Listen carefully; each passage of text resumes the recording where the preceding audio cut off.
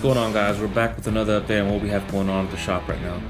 We have plans to hit the track again with Vecna, our newly purchased all-steel, all-glass, Coyote powered new age Mustang, but we're waiting on our transmission fluid to show up, and we need to buy the proper ramps for our closed-in trailer so we can get the car in there without damaging the bumper.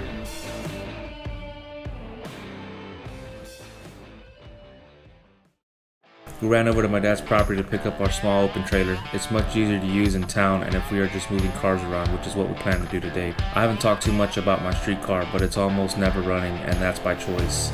I just can't seem to stop changing things on this car for some reason, but I'm hoping with the YouTube channel I'll stick to one combo and focus on track content. I'm sure you guys rather see that than me taking a running car apart over and over.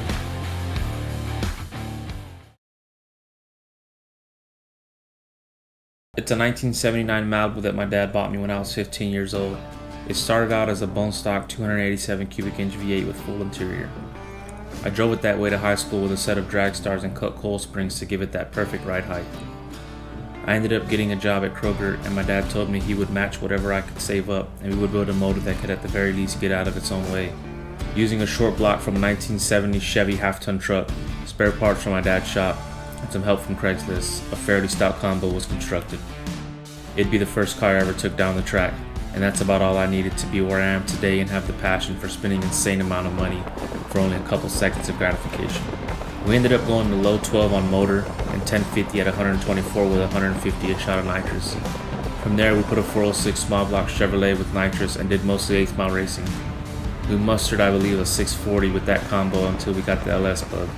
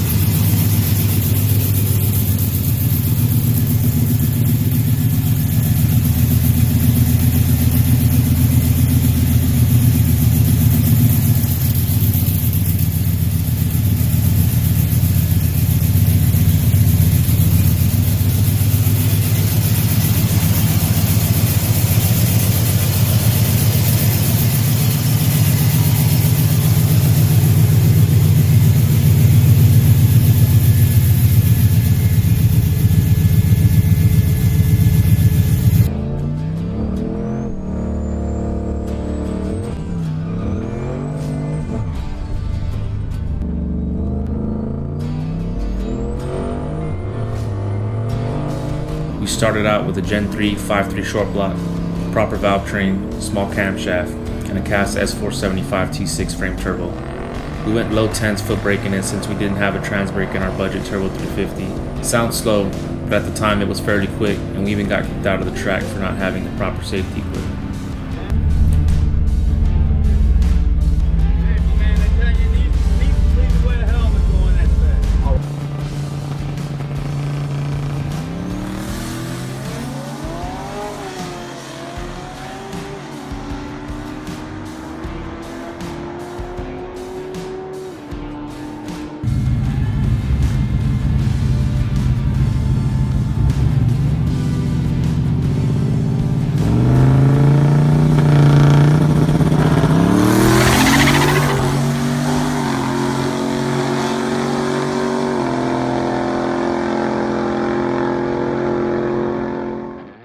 The car had factory paint most of its life until it was painted by my brother around 2005.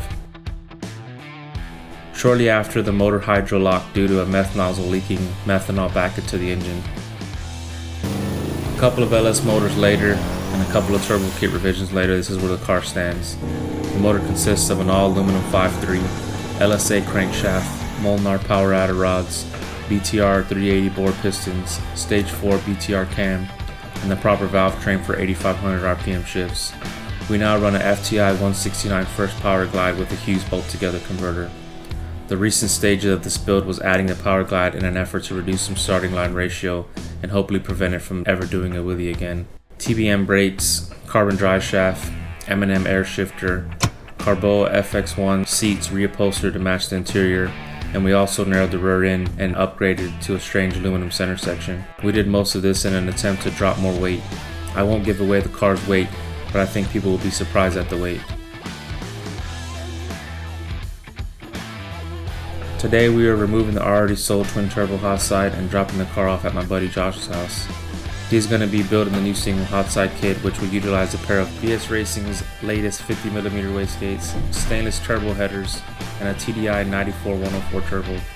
The car already has a big Bell air-to-air intercooler, and we opted to do a bumper exit downpipe for simplicity.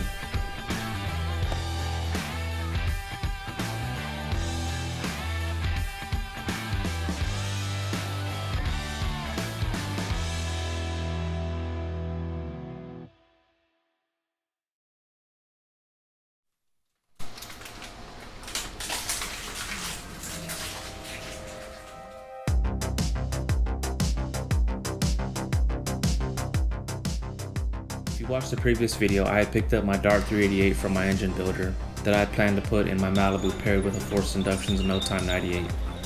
We ended up working a deal for my motor, the 98mm, and a brand new bolt together converter for a bigger and badder motor that we'll be using on a different car. I don't have the motor in my possession yet, so we'll hold off on that until I receive it and I give you guys a rundown on it. That's about it for today's video. Stay tuned for updates on the turbo kit that is being built and more content we have coming up. See you guys in the next one.